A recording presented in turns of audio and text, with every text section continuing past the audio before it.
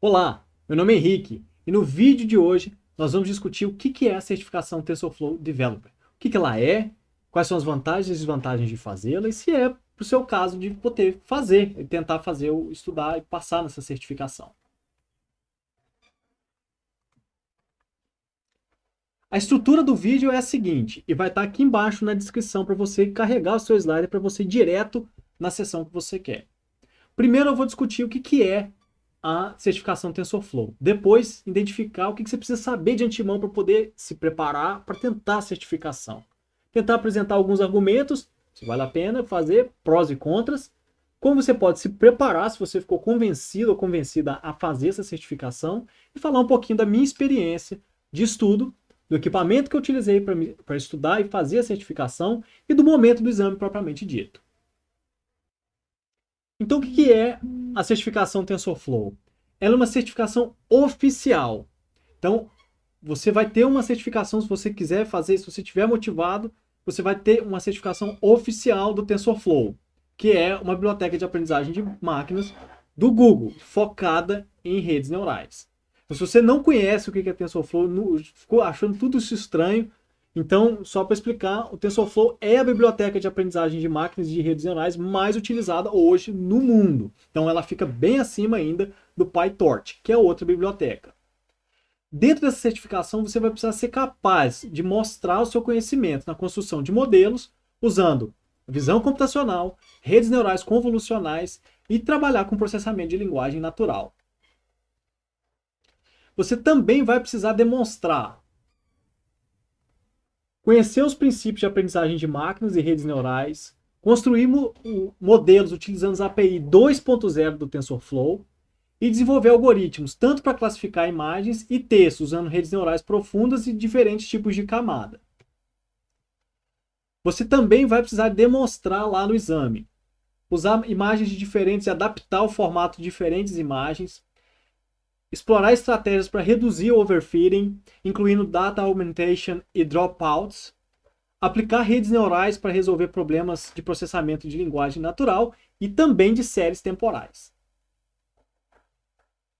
E o que você precisa saber antes de começar a pleitear ou se preparar? O que eu recomendo? Bem, você vai precisar saber inglês. Porque se você não souber inglês, você vai ter dificuldade de acompanhar os cursos, os livros e fazer a prova. Além disso, eu recomendo que você tenha conhecimento de Python e se sinta confortável em programar em Python. O terceiro critério que eu acho que vale a pena você ter, embora não seja necessário, é algum conhecimento prático em aprendizagem de máquinas. Se você, independente da linguagem de programação, se você tem uma ideia de trabalhar com processamento dos dados, escolha de algoritmos, criar um pipeline para poder fazer a análise e gerar os resultados, saber as métricas de classificação, trabalhar com balanceamento, dados desbalanceados, isso tudo vai te ajudar muito na hora de fazer a certificação e se preparar para a certificação.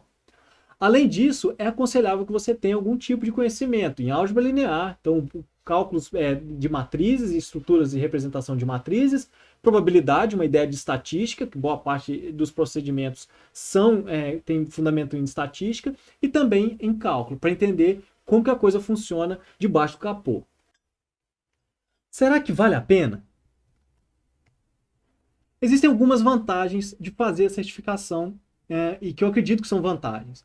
Primeiro, que é uma forma de você se pressionar a estudar e aprender mais sobre redes neurais e a biblioteca TensorFlow. Para quem estudou nos últimos 2 anos TensorFlow, a biblioteca da versão 1.0 para 2.x, né, que a gente está hoje na 2.3, a biblioteca sofreu uma grande transformação e para melhor. Então, é uma boa forma de você aprender uma biblioteca que é mais utilizada, né, para problemas de deep learning. Uma outra grande vantagem é que você vai ser listado numa comunidade de TensorFlow.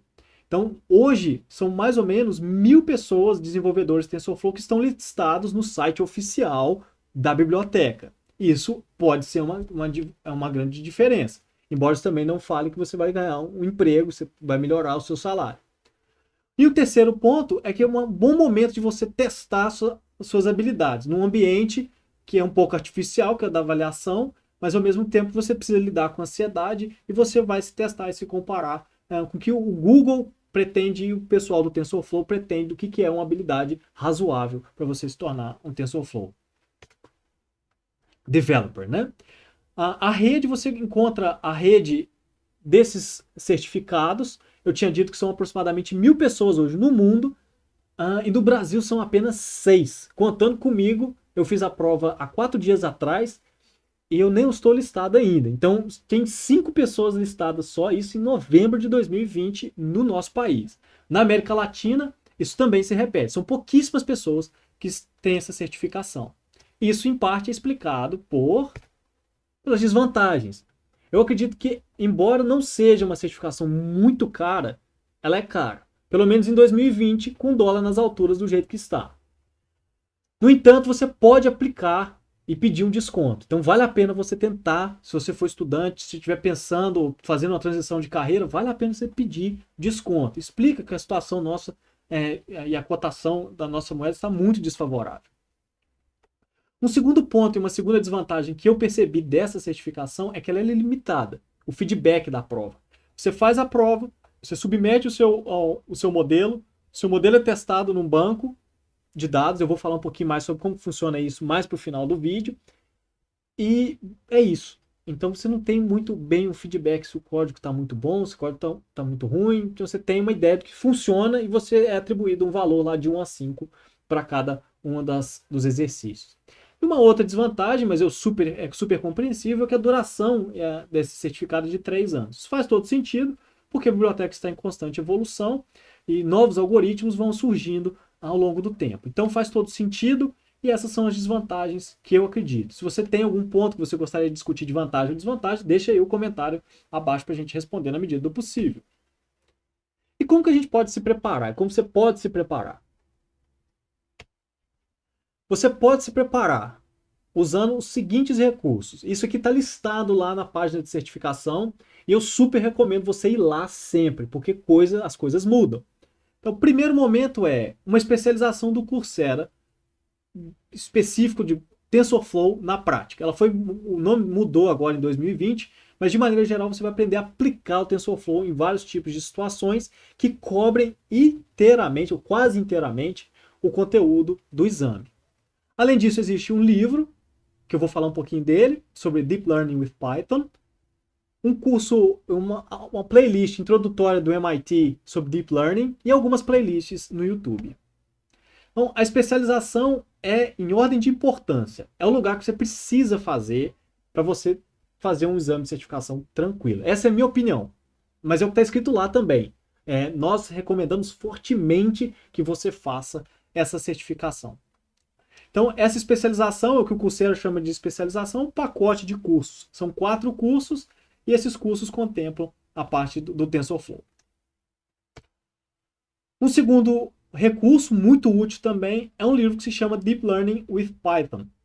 Esse livro você pode comprar na Amazon e o próprio autor disponibilizou o livro quase na íntegra. Vou deixar tudo aqui, as referências para vocês aqui na parte de baixo do vídeo, na descrição. Então você tem acesso ao quase o livro em sua íntegra, faltando 2 capítulos, perdão. E esse livro você consegue, naturalmente, encontrar aí na Deep Web ou nos sites alternativos.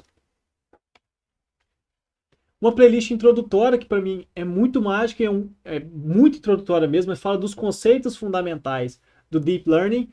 É uma série que está disponível no YouTube e é fantástica, do MIT. Eu super sugiro que você também escute para poder reforçar e ter uma ideia do que realmente são esses modelos e qual a diferença do Deep Learning para a aprendizagem de máquina normal, Machine Learning, né? Tem outras 2 playlists que eu recomendo para vocês também. Uma é do Andrew Ng, de Stanford, que é um curso, são os vídeos da especialização também que está no Coursera, se não me engano são 9 cursos nessa especialização, para você entender melhor como funciona a parte da matemática e como que os algoritmos são estruturados.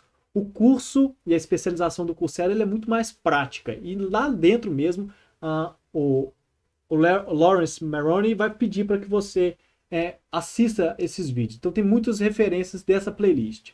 E a outra que eu também sugiro é a própria página e o canal do TensorFlow no YouTube. Esses vídeos eles têm legenda, então pode ser um recurso útil para você também se preparar.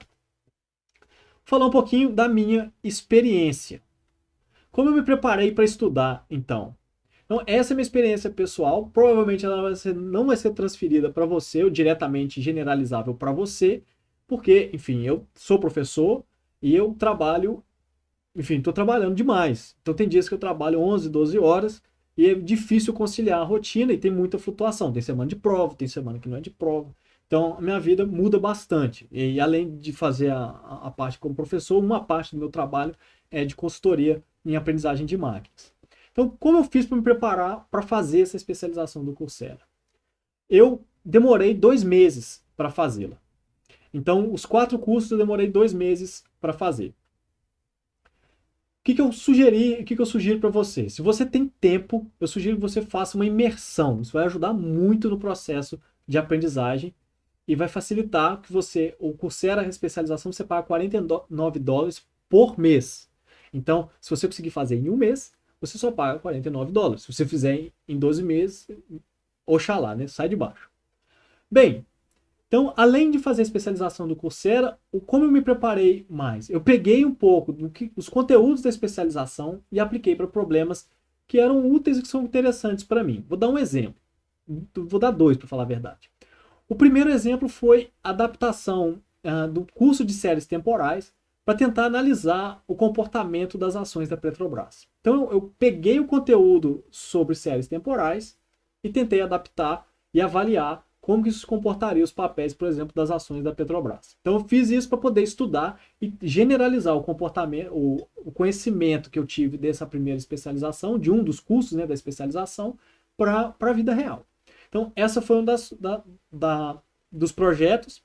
Um segundo projeto foi de um artigo de uma pesquisa que eu estou desenvolvendo, um projeto de consultoria, em que eu usei dados estruturados e criei uma rede neural para comparar com os outros algoritmos que eu e a minha equipe toda nós tínhamos desenvolvido. Então, nós comparamos com o sklearn e com os algoritmos normais, geralmente, que performam melhor com as regressões penalizadas e os algoritmos de árvore. Num terceiro momento, eu fiz também alguns tutoriais de documentação e eu sugiro você fazer e principalmente testar dentro do ambiente onde vai acontecer a certificação. Já vou antecipar que acontece dentro do PyCharm. Então vale a pena também separar um tempo para estudar e usar a IDE se você não usa o PyCharm, que é uma excelente IDE, talvez a melhor de Python mesmo. E folhear e dar uma olhada também nos livros, ou nos capítulos do livro Deep Learning with Python. A sugestão que vai cair na certificação é do capítulo 10 em diante. No entanto, o livro é muito bom, é um livro que pode ser, eu diria, até introdutório, e ele vai contemplar muito bem os assuntos, e você pode tirar dúvidas sobre o funcionamento. É muito bem, o livro é muito bom, então eu sugiro você ter esse recurso aí por perto também, para na hora de você se preparar.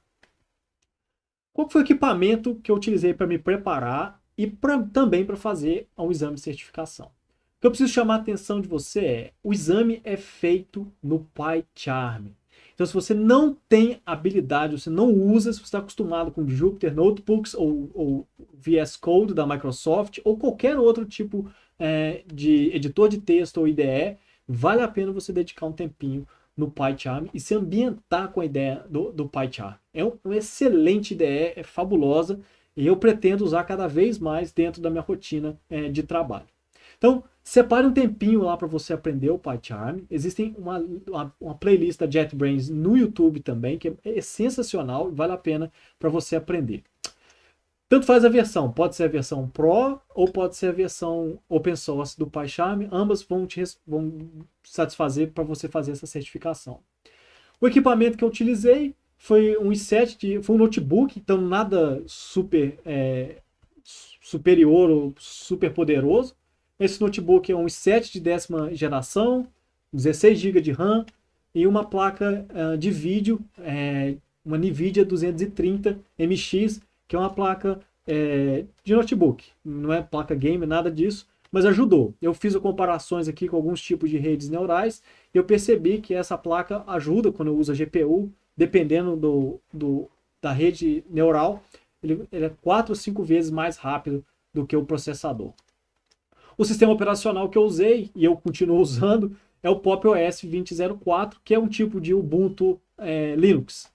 E eu sugiro para você, caso você use essa mesma distribuição, você usa Debian, você, para facilitar o processo de configurar toda a parte do CUDA para poder executar o projeto, eu recomendo usar o TensorMan, que é uma biblioteca, é um pacote que ajuda na instalação do CUDA dentro de um Docker. Então, eu super sugiro para ficar compartimentado e para você, se você destruir aquilo lá, tá tudo tranquilo, você não atrapalha o seu Python. Então, trabalhar sempre com ambiente virtual ou Docker é uma boa prática, não é isso?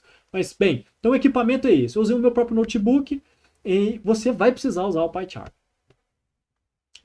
Outras sugestões que eu dou para vocês é, primeiro, ler o handbook do exame, porque ele é constantemente atualizado. Então, enquanto eu estava me preparando nesses últimos 2, 3 meses, eu tive muita atenção de dar uma olhadinha no handbook. E ele foi alterando, ele é atualizado frequentemente. Então, fique atento lá. Se mudar a versão, por exemplo, do Python, sai do 3.8 para o 3.9, talvez eles adaptem e troquem a versão. E quando você for criar os seus algoritmos, você vai precisar usar a versão que está descrita lá no handbook. Outro momento é que durante o exame você vai poder consultar diversas fontes, então você vai ter muito caminho aí para poder percorrer Stack Overflow, as especializações, os livros, os recursos sugeridos. E a duração máxima desse exame é de 5 horas. Você terá 5 horas para gerar e responder um conjunto de questões. Esse conjunto de questões ele é organizado em forma de dificuldade. A questão 1 é mais fácil do que a questão 5, e aí nós temos uma escadinha no meio desse caminho.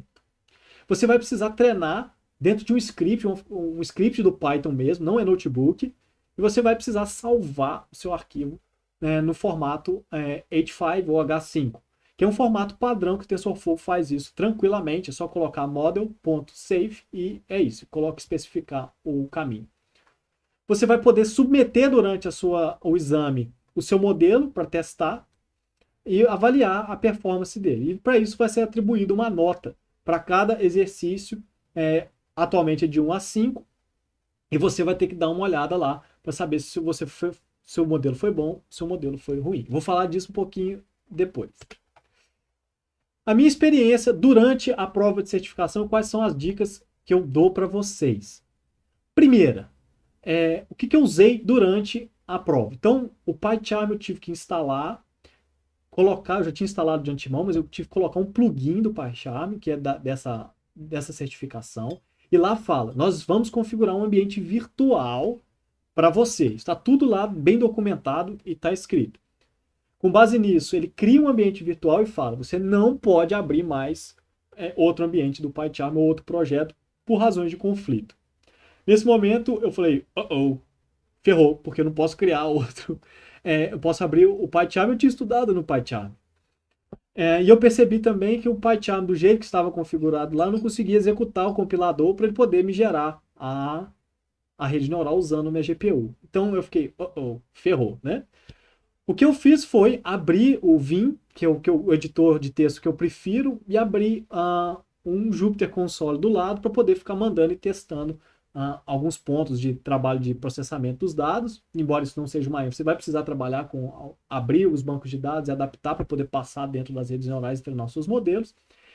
E enquanto eu fazia isso no NeoVim, eu também abri 3, 4 abas do Google Colab para ir treinando os modelos e ganhando tempo usando as GPUs do Colab, que são muito melhores do que a minha GPU aqui do notebook. Então, eu sugiro que você fique aí ambientado e adaptar a uma interface, o seu editor de texto principal ou uma IDE. E você também pode, se você quiser, for o caso, se for satisfatório, embora eu acho que se você acha que vai ser útil, você pode também criar uma instância, uma máquina virtual na nuvem e pagar para executar. Eu não recomendo porque não é necessário fazer isso, tá bom? Lá na prova fala, você escolhe o recurso que você achar melhor, porque você é um developer TensorFlow e você tem que saber escolher a infraestrutura necessária para responder o seu problema. Então, lembre-se disso, faz parte, inclusive, de uma competência que o exame avalia. Sugestão na hora do exame, que são 5 horas, deixar um material de estudo todo aberto já em abas e também sua IDE, tudo, o seu editor de texto, tudo que você preferir para você trabalhar. E os collabs também, que essa é uma sugestão minha. Como são 5 horas de exame e são cinco, se não me engano, são vários problemas, eu sugiro que você crie nas primeiras horas uma resposta para cada tipo de problema. Então, você monte pelo menos ter algum tipo de resposta e desenvolver já o código para esses subprojetos que vão ter lá, os subproblemas. E depois você passe a segunda fase da sua prova e do exame de certificação, melhorando os seus modelos. Então, vou dar um exemplo do que aconteceu comigo e foi um aprendizado que eu espero repetir no futuro. E é uma característica desse exame também que você precisa ter bastante atenção. O que eu fiz? Dos exercícios, eu desenvolvi um modelo simples e submeti. O meu score foi o máximo. E aí depois eu falei assim, mas poxa vida, eu não queria fazer desse jeito. Eu posso aplicar alguma coisa mais elaborada. Eu quero arrasar, aproveitar o exame de certificação para estudar um pouquinho mais. E aí eu cometi o erro de falar assim, vou testar um outro modelo aqui nesse banco de dados. Testei, o modelo deu validação 99 no meu banco de validação, a Acurácia também acompanhou, eu olhei lá as curvas e falei assim, ótimo, arrasei, vou submeter. Resultado, score, pior possível. E eu falei assim, meu Deus do céu, agora eu vou ressubmeter a minha rede neural anterior, que eu já tinha dado 5. Na hora que eu ressubmeti, ele falou, você tirou 4 em 5. E eu fiquei, poxa vida, eu tinha feito tudo certo no início e agora eu fiz essa cagada desse tamanho todo. O que acontece? Pelo que eu entendi, o sistema de teste, o banco de teste, ele é amostrado durante essas submissões. Então, acontece isso, você submeter o mesmo modelo e ele ter scores distintos. Então, eu perdi bastante tempo tentando trabalhar no meu preciosismo e no final das contas eu já tinha um modelo de baseline satisfatório. Então, eu já podia ter passado para o outro exercício e eu fiquei lá rebuscando. Isso me fez ficar mais tempo fazendo a prova de certificação. O tempo dela é de 5 horas. E eu acredito que essas 5 horas sejam mais do que suficientes para você fazer o exame de certificação. Eu passei aproximadamente 3 horas e meia, 4 horas fazendo o exame, porque eu fiquei lá no meu preciosismo. Falei, se eu submeter esse modelo, será que eu consigo?